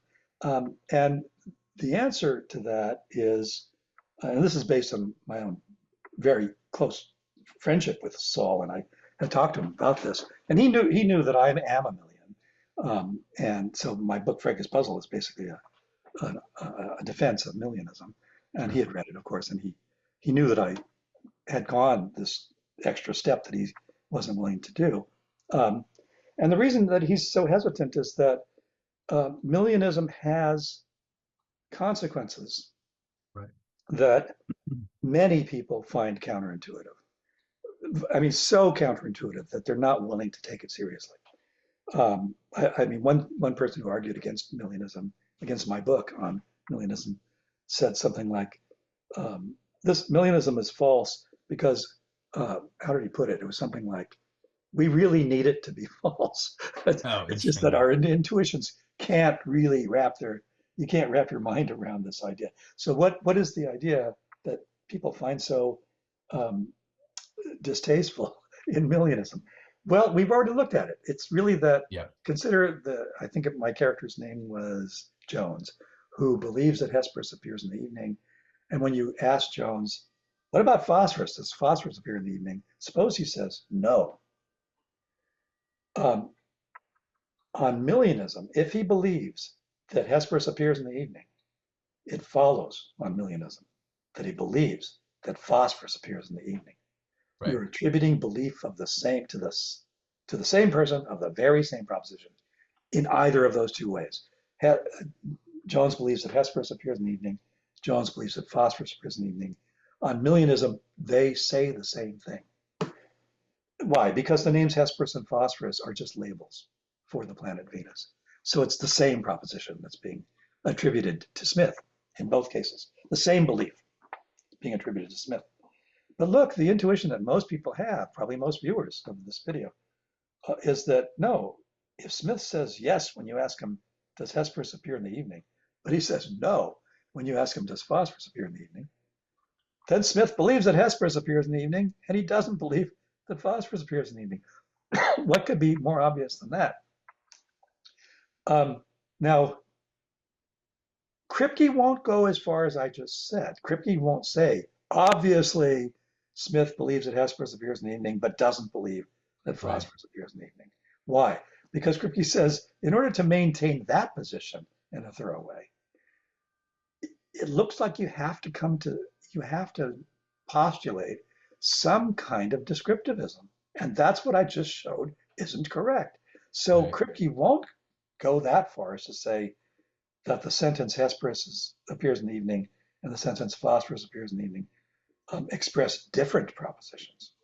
He says, I'm not going there. I know that Right. that's the kind of common sense view, but I'm not going there because it too strongly suggests descriptivism, and I'm quite confident that descriptivism is incorrect. Okay, well then, do they express the same proposition? On my view, the answer is yes. I Mhm. think Kripke would say, I'm not going there either. So what is Kripke's position then? And he is more cautious than me on this. Well, maybe I shouldn't put it. I think that's not being fair to myself. I think I'm being cautious, but I believe the case has been made and he doesn't. Um, Yeah. what's his position then? His position is um, something like this. We know that those two sentences, Hesperus appears in the evening and Hesperus appears, I'm sorry, and phosphorus appears in the evening. We know that those two sentences, um, uh, we know that those two sentences, well, how should I put it? Um, we know that it's incorrect to say that those two sentences express either the same proposition or different propositions. Hmm. That is, maybe that wasn't putting it quite correctly. Maybe I should put it this way. Um, the the situation is indeterminate. The situation is undecided. We don't have enough knowledge of the phenomena here at work to be able to say definitively that these two sentences do express the same proposition, nor do we have enough evidence or uh, justification for the opposite declaration. And instead, Kripke's position is this is an area where things are under so much strain that they seem to be strained to the point of breaking down. We can't say that they're the same proposition. We can't say that they're not the same proposition.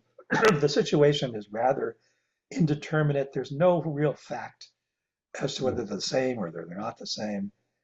Frege and Russell thought it's clear that they're not the same proposition.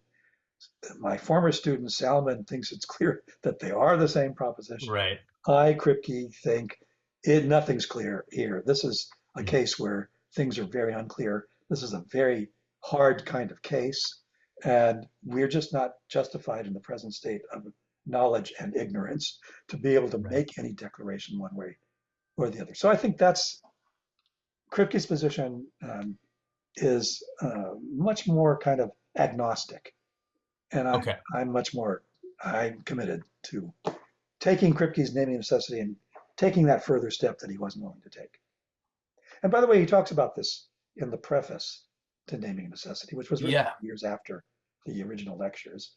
But mostly it's in his famous article, which is a sequel to Naming a Necessity. And the article is called A Puzzle About Belief, an outstanding article. Yeah.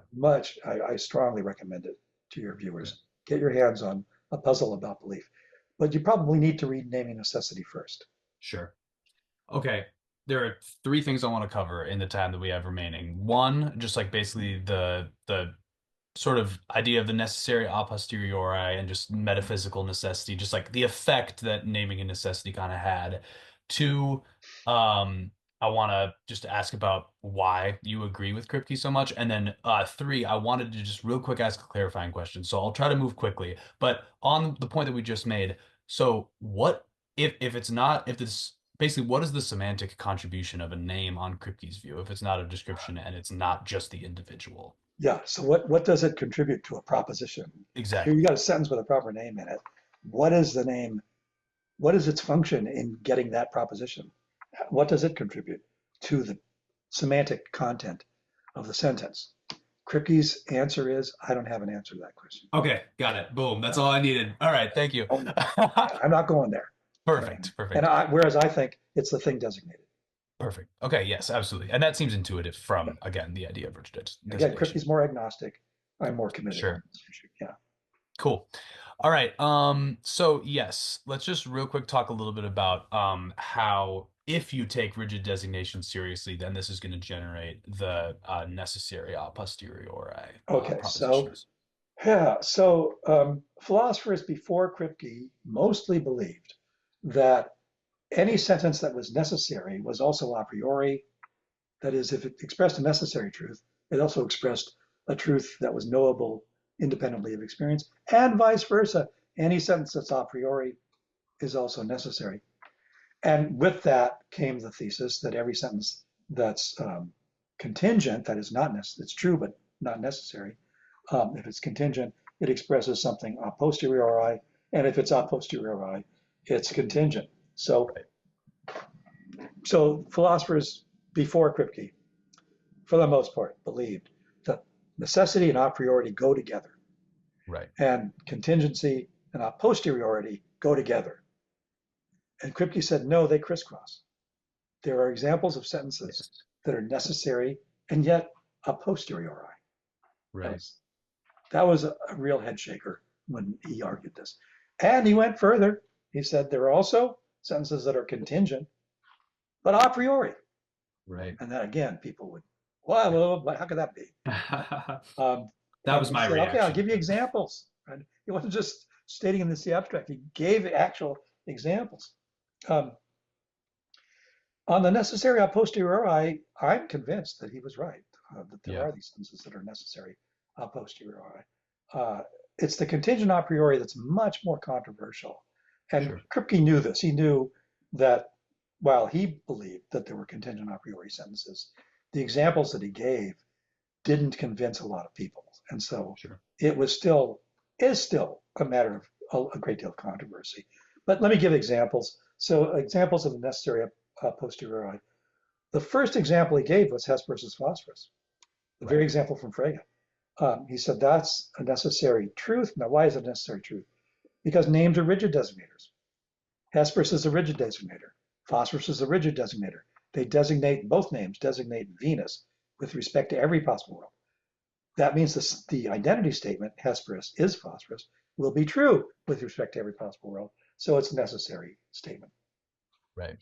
I myself think that's not an example of a necessary a posteriori sentence. Now, I said I agree with Kripke that there are such sentences. I just think that one's not such a sentence because I think it's actually a priori that Right. Hesperus is Because of phosphorus. Millianism. Okay, cool. Yeah. Now, a lot of philosophers will push back hard on me. My view is, I think, a minority view and a rather small minority Sure. view. But that's one example that he gave. The examples that I am more inclined to believe are things like this.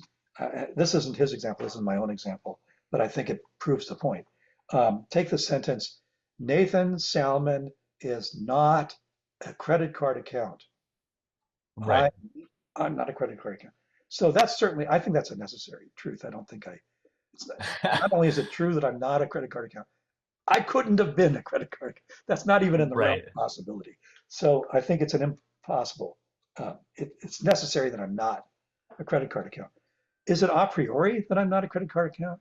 Now, many philosophers would say yes, it is a priori that Nathan Salmon is not a credit card account. But if you think that the name Nathan Salmon is not descriptive, how would it be a priori? It's just a label, and then you're saying the thing so labeled is not a credit card account. Well, Right. yeah, okay, but how do you know that? And I say it's a posteriori. So those are that's an example, I think, of a necessary a posteriori. So I agree with Kripke in principle that there are Sure. these things. Contingent a priori, much more difficult.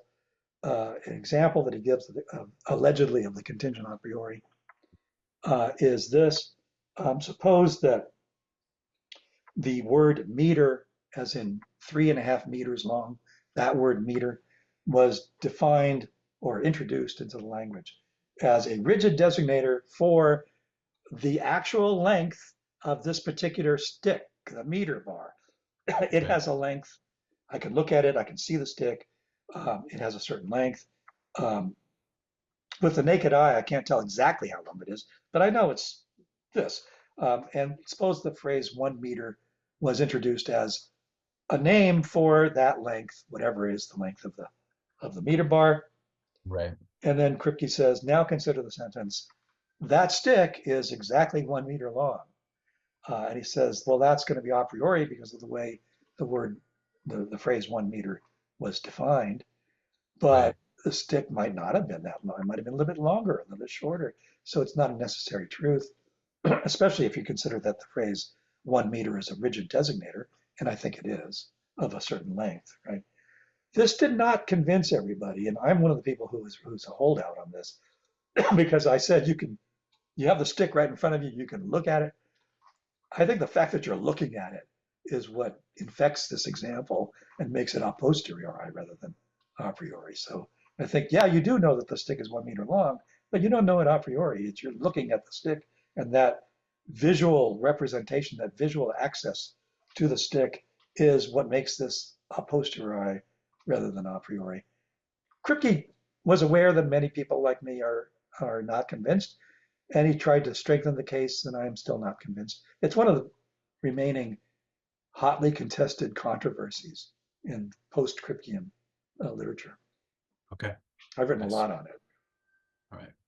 Um, okay, and just to put that in a little bit of perspective for people who have seen previous videos, in this series, we've been kind of tracing this division between analytic a priori, and necessary on the one hand, and then synthetic a posteriori, and what's my other one? Synthetic a posteriori and contingent on the other, Contingent. right?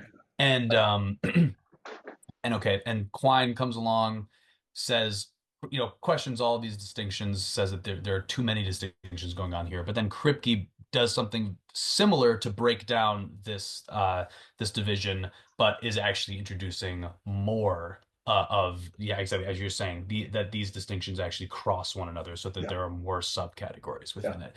And yeah. so that's in its own way sort of a breakdown of this like logical positivist vision, that's been developing. And also it's the idea of like thinking about not only just the what a posteriori necessity is really latching onto is also de re modal properties of objects. And is that something that, okay, yes, absolutely, you're in agreement about that?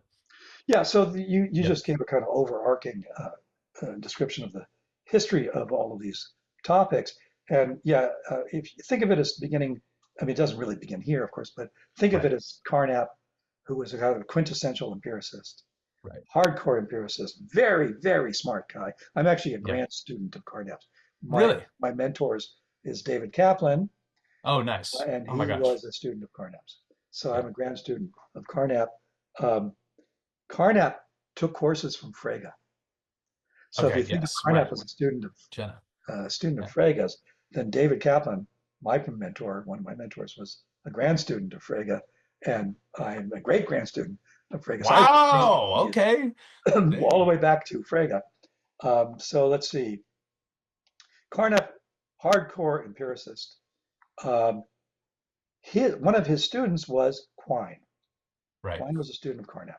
And Quine is also an empiricist, but he didn't agree with Carnap's style of Yep. empiricism. Carnap depended heavily on the analytic synthetic distinction, tried to make it respectable, and Quine just deplored the analytic Yep. synthetic distinction. So Quine came up with an alternative empiricism, a different Yep. style of empiricism, which questioned the analytic synthetic distinction. Um, Kripke is post Quine, and I suppose since both figures are dead, I might as well just state that Quine was very opposed to Kripke, Yeah. and he was very much opposed to even the philosophy department of Harvard hiring Kripke. Um, Really? yeah, the philosophy Wow. department at Harvard did, in fact, offer Kripke a position, but if the truth be told, it was a kind of insulting offer given what other options Kripke had at the time. And the reason why their offer was so lowball was Quine. Quine was opposed to Really? appointing Wow. Kripke. So they were not the best of friends. And Right. Kripke, much of Naming Necessity is aimed at Quine. Much of it is Hmm. aimed at showing the mistakes, many of the mistakes that Quine made. So yeah, so we got Carnap, Quine, Kripke, and Right. this is the kind of, and then they're the next generation after those great figures, and these are all great thinkers. I mean, really, we should.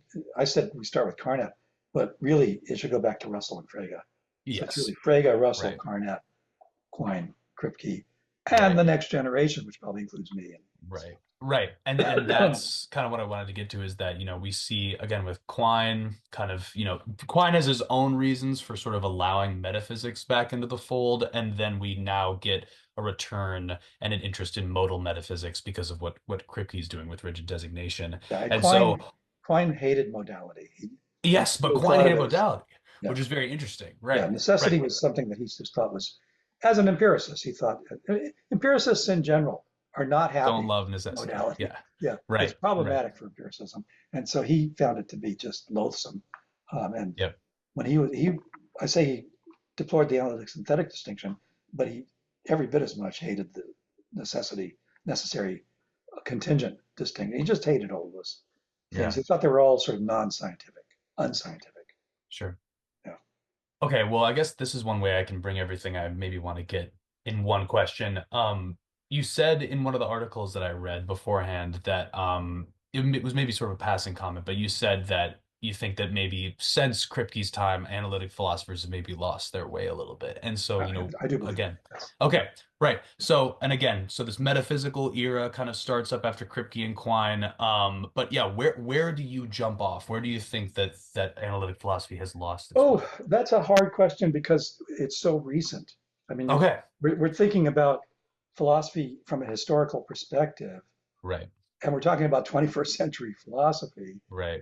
And it's really 21st century philosophy that, now here we are in the first 25, so the first quarter of the decade, where I think, yeah, philosophy has lost its way. I do think that's true.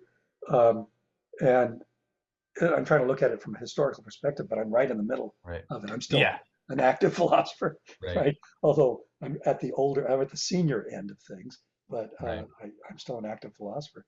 Um, yes. So why do I say that? Um, uh, I would say that Kripke had a very definite perspective that was tied very closely to a kind of methodology that I associate with Kripke and which I try to emulate in my own work. Yeah. And that is, um, Kripke believed, and I believe, and he was one of my teachers, so he influenced me greatly on this.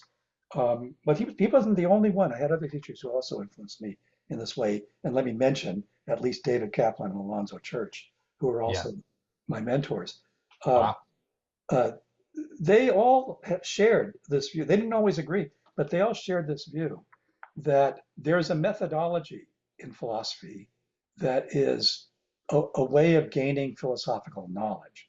Hmm. And that is the method of argument, of counterexample, of intuitive examples, posing Hmm. intuitions. There's a certain kind of methodology that all three of these philosophers, Kaplan, Church, Kripke, and others, Montague, a lot of others, employed.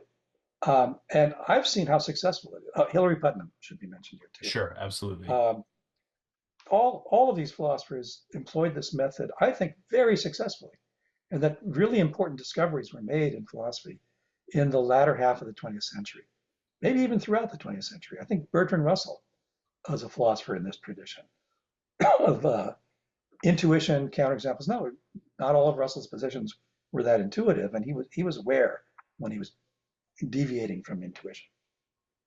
Um, Right. in the 21st century, I don't feel like that's being respected or followed very closely anymore.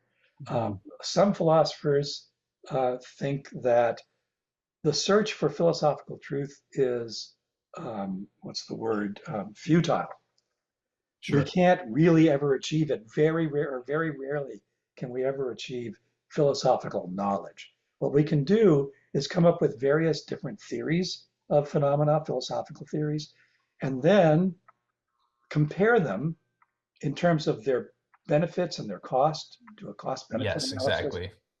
and decide which ones we think are the ones that have the least cost or the most benefit. Right. And it's not a search for truth because that's a Right. futile search.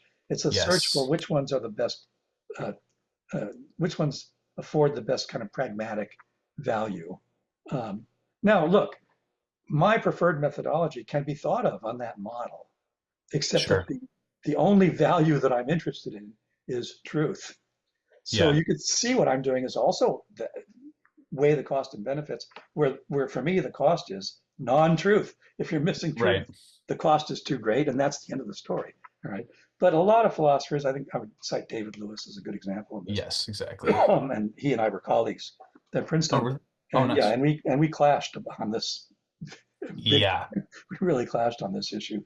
I think David Lewis's methodology is this idea that, look, you can't hope to find philosophical knowledge or Yeah. truth. What you can do is come up with various theories, be creative, be as creative as you can, come up with Yep. various alternatives, and then weigh the cost and the benefits. And that's how philosophy is to be done. I just don't agree with that, and I think Right. that's not that's not a step forward. And in fact, I would call it a quantum leap backward, Sure. in my own feeling about this. So I think that's the one respect in which philosophy has lost its way. And then another respect is that, and this especially comes from church, but also Kripke to a large extent, is precision. Mm, Both church and Kripke and Kaplan, all of them, they really tried to be precise, um, to not to waste your time spinning your wheels when you haven't even gotten a definite problem yet that you're working on, because the sure, terminology you're using is so slippery, so weaselly that we're not even sure there's a definite issue that we're trying to. That sure, I think is a big step backward. And I think, as far as I can tell, 21st century philosophy spends too much time with spinning its wheels. So sure. my recommendation, and certainly my recommendation to the viewers of this video, read Kripke. As I sometimes I have a poster. I had a poster outside my office before I retired from UCSB, which was, now you remember this, you'll know what this is about. I had a poster that said, "Better read Saul," Oh yeah, based on nice, Better Call nice. Saul. Okay, Yeah, right, right. it's better to read Saul than 21st century philosophy. Read Saul Yeah. Kripke. That you can't go wrong with that. Read Naming Necessity. Read A Puzzle About Belief. Read his book on Wittgenstein. Then you'll see philosophy at its very best. Well, that seems like a perfect place to wrap it right there. So awesome. Okay, Well, okay. Thank you so much again for coming on, absolutely. Nathan. This was Yeah, great fun. Thank you, Sean. It was nice awesome. meeting you. Nice chatting with you. Great to meet you too. All right.